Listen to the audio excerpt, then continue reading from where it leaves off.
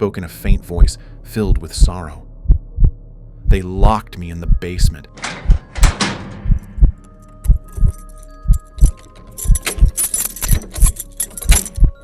I could hear their voices, smell the food. I screamed and cried. Please, I don't want to die. But they left me there. Who is this girl? Did it all begin when we played the Ouija game? Could this be the game's curse?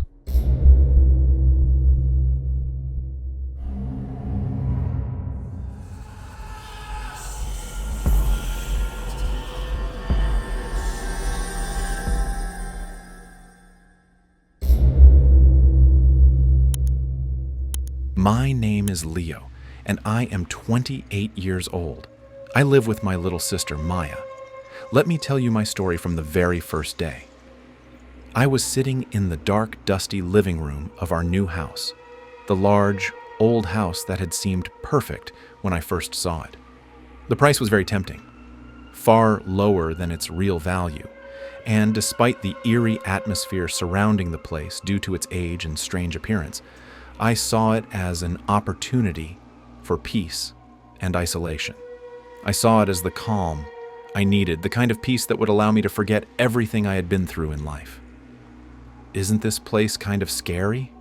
Maya, my younger sister, said, looking around nervously. Her eyes stopped on the faded wallpaper and the corners covered in cobwebs. We'll get used to it, I said, pushing my hair back. It's just old, that's all. There's nothing to worry about. Maya wasn't convinced, but she didn't want to argue. She didn't have much choice anyway. After our parents left, it was just the two of us in this life, and we had to take care of each other. The idea of moving to this house was a new beginning, a fresh chapter in our lives after everything we had been through. I looked at the box I had kept in my bag. It was a game I had bought from a local store before we moved to this house. The game was called Ouija. I had heard about it before. They say it's dangerous, that it can summon spirits or open doors to unknown worlds. But I didn't believe in such things. My life had always been based on logic and reason, and I refused to let a simple game shake me. Besides, it seemed like something that could entertain us on a quiet, long night. I brought us something to play tonight, I said, smiling as I raised the box. Maya looked at me in disbelief, then raised an eyebrow. Really, Leo? You brought this to the house? I laughed, unconcerned. It's just a game. Don't make a big deal out of it. Maya paused for a moment, then shrugged. Okay, but don't blame me if we end up cursed. That night, as the sun set and the air began to cool, Maya and I sat at the old wooden table in the middle of the room.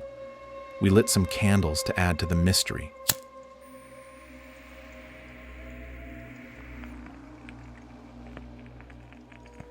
Then placed the Ouija board in front of us. The candles flickered, casting shadows on the walls, making the room feel a little more terrifying. I'll go first, I said, laughing at myself as I placed my fingers on the small triangular piece that moves across the board. Maya hesitated for a moment, but she joined me, her fingers barely touching the piece. The room fell into a moment of silence. The only sound was the crackling of the candles. Is anyone here with us? I asked quietly, with a hint of sarcastic humor. At first, nothing happened, and I laughed to myself. See, I told you. It's just a silly game. But after a moment, the piece started to move slowly. At first, I thought it was my hand moving the piece unintentionally, but then it moved again, slowly and deliberately, as if it was moving on its own. Maya shuddered, and her eyes widened. Leo, she whispered, as if she wanted to ask me something. The piece moved again, this time to yes. Who are you? I asked, my voice trembling slightly. The piece moved again, stopping at the letter L, then O, and then Y. I frowned. Loy? Is that your name? It then stopped at yes. Loy, "Who is this Loy?" Maya whispered. Before I could answer, there was a faint sound like the cry of a little girl echoing through the house. Maya quickly turned, her eyes scanning the room, but she found nothing. "Did you hear that?" Maya whispered, her voice soft. I nodded. "Yeah, but it might have been the wind or something." We continued the game, asking the peace questions, but the air grew colder, and the room felt heavy with tension. The answers we received were vague and incoherent. The name Loy came up again, followed by strange words we couldn't understand, a jumble of letters that seemed nonsensical. "Enough, Leo. This is freaking me out," Maya said, standing up suddenly and knocking over one of the candles. The flame went out, but I was still focused on the board. "No, wait, something's happening." The piece moved again, this time faster across the board. It stopped at goodbye. "It's enough, I'm done," Maya said, stepping away from the table. "I don't want to be part of this." But I remained staring at the board, unsure of what had just happened. Suddenly, I felt a chill down the back of my neck, as if someone was breathing beside me, as if their head was next to mine, their cold breath touching me. I almost screamed. I really don't know how to describe that feeling. All right, we'll stop. But something's not right," I said in a low voice. "Did you hear the crying? It sounded like a little girl." Maya looked at me in terror, but she didn't speak. She turned to leave the room, but suddenly there was a loud noise coming from the hallway. Maya froze in place, her eyes widening in fear. "Leo," she whispered. "I heard it too," I said in a hushed voice. "We're not alone." We started to look around in silence, broken only by the slow footsteps coming from the hallway.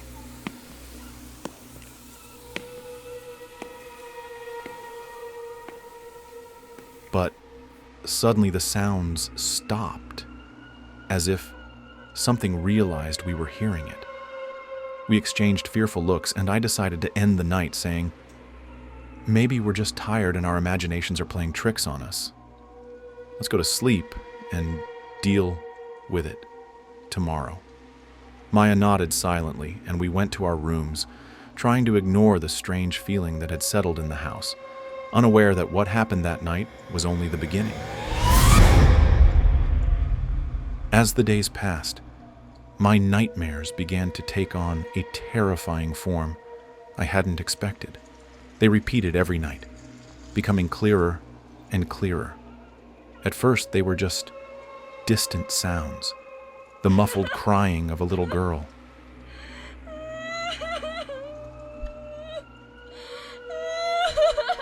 Sounds that seeped into my room from everywhere in the house. I could hear the sounds moving between the walls, as if they were coming from a place I couldn't reach. But little by little, writings started to appear on the walls. "Help me!" The word appeared repeatedly, followed by incomprehensible words blending together, as if they were screams that had never been heard before, but they were there on the walls, writing themselves as if they were alive. I felt as though the place was trying to tell me its dark story, trying to open doors I wasn't prepared for. Then, one night, when the darkness had fully taken over, the dream took on an eerie form. I saw the little girl again, but this time she was approaching me in a terrifying way. Her eyes were full of tears, her body pale as if she was stuck between the walls themselves. The pain in her eyes was deep, as if she carried a past she couldn't escape. She spoke to me in a weak voice, filled with sadness.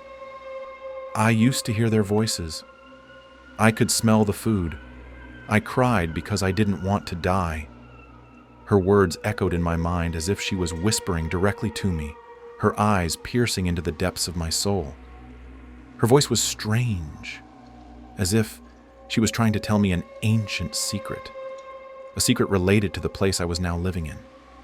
The closer she came, the clearer the vision became, and the story started to unfold piece by piece. The girl said in a voice full of tears, "My stepmother was the one who locked me in the basement. I couldn't escape. She would close the door on me and only leave me a little food. I would scream and cry, 'Please, I don't want to die.' But they left me." Her voice filled the dream, as if it was filling my soul. I could hear her words clearly, as if I was living those moments with her. Everything around me darkened with every word she said. I could see myself in the place she had been, living those last moments of her life with her. I could hear her pain, see her tears, and feel her deep sadness that couldn't be described. Then, suddenly, the girl disappeared from in front of me, and everything began to fade away. I woke up in my bed feeling lost. Everything seemed like it had been a dream, but it was more than that. It was like a message from the past, a message telling me what had happened in this house. As the days passed, I began to understand little by little what was happening. The girl who had been appearing in my dreams was not just an illusion or a fleeting nightmare, but was deeply connected to this house. Every detail in my dreams, from her painful crying to the words that appeared on the walls, was trying to deliver a message to me. I saw a clear image of a little girl who had suffered in this place, but I wasn't ready to accept the truth that was slowly approaching me, carrying a terror I hadn't expected. The nightmares didn't stop. Every night I would drown in those terrifying dreams. I kept meeting the girl over and over, and each time she would tell me more details about her tragedy, how she was locked in the basement, how she was tortured by her stepmother. She would tell me how she screamed and cried, begging them to have mercy, to let her go, but they left her to die. "I'm here, in this place. I can't leave," she would repeat every time. Her soul was trapped here, stuck between the walls with no place to rest. One night, while I was lying in my bed, I began to hear those sounds again. It wasn't just crying or whispers, but the sound of footsteps, heavy steps echoing in the hallway leading to my room. I felt my breath quicken, my heart beating violently. I tried to convince myself that it was just my imagination, but the sound was real. I got out of bed barefoot and slowly headed toward the door. I opened the door slowly,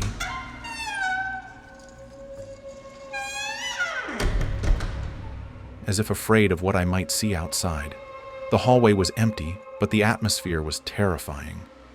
The sound of my footsteps on the wooden floor was clearly audible. "Maya?" I whispered, but there was no answer. I began to head toward Maya's room. Then I started running, feeling as if she was behind me. I knocked loudly on her door, but there was no reply. I quickly opened the door, and the room was completely dark. Her bed was empty, but the window was open, and the curtains were fluttering gently with the cold night breeze. "Maya, where are you?" I called out loudly. Then I heard a faint sound behind me, like a weak moan. I quickly turned to find strange shadows moving across the hallway. The shadow seemed like a small body, but it wasn't completely human. It moved quickly and disappeared into one of the corners. I hurried toward the corner but found nothing. Suddenly I heard a sound coming from the basement, the sound of a door opening and closing forcefully.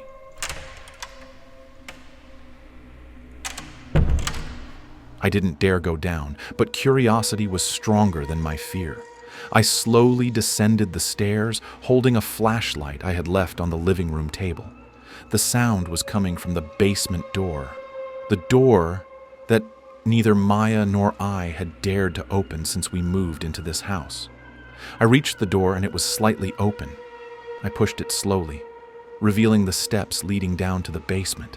The smell of mold and stale air filled the space. I felt a chill run through my body, but I continued down. When I reached the bottom, I saw something I didn't expect. The basement was covered with writings on the walls, just like I had seen in my dreams.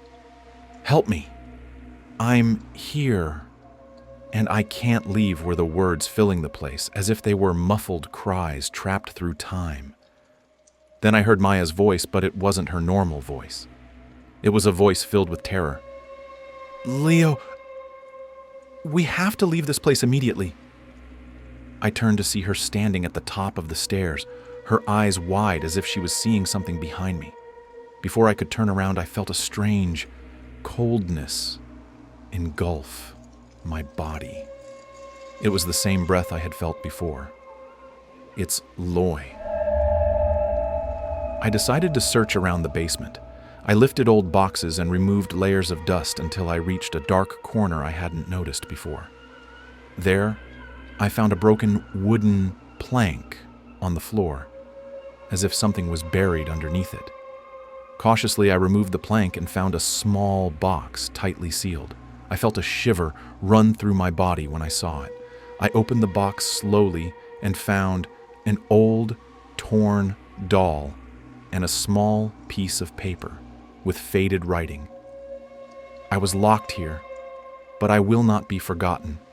Please forgive me and bury my memories far from this place." My heart tightened as I read the words. I realized this was the girl, and this box was part of her past life. I took the box with me and decided to fulfill her final wish. That evening, I carried the box and the doll to the backyard, beneath a large tree that was almost as old as the house itself.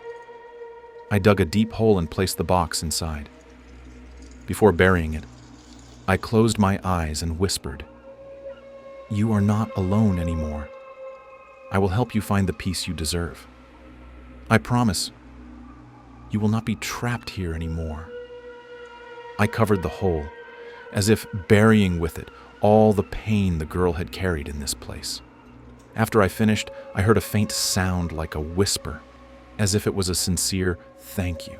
That night, I dreamed of the girl one last time. But she wasn't sad this time. She was smiling, her eyes filled with gratitude. She told me, "Thank you.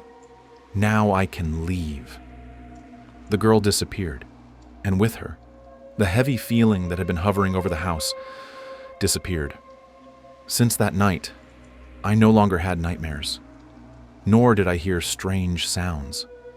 The house became a peaceful, warm place, as if its very soul had been freed. I realized that the girl had finally found peace, and with her, Maya and I found a new beginning. It was as if we too had been freed from the burden of the past and had begun a life full of hope and serenity. This was Leo's story. If you enjoyed it, don't forget to like and subscribe for more chilling tales.